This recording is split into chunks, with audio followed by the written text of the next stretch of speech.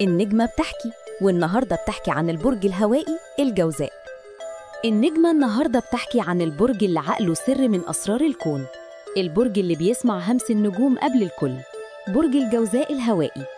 النجمة بتطير في سماء الفكر، وبتقابل طاقة مليانة فضول وكلام وضحك وذكاء، طاقة الجوزاء الهوائي.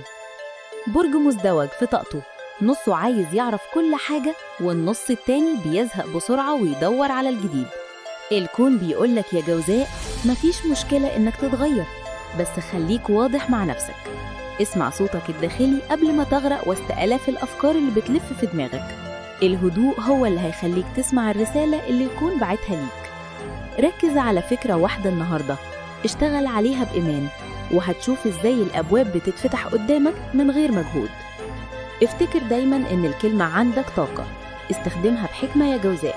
اعمل اشتراك، يمكن رسالة الكون الجاية لبرجك انت.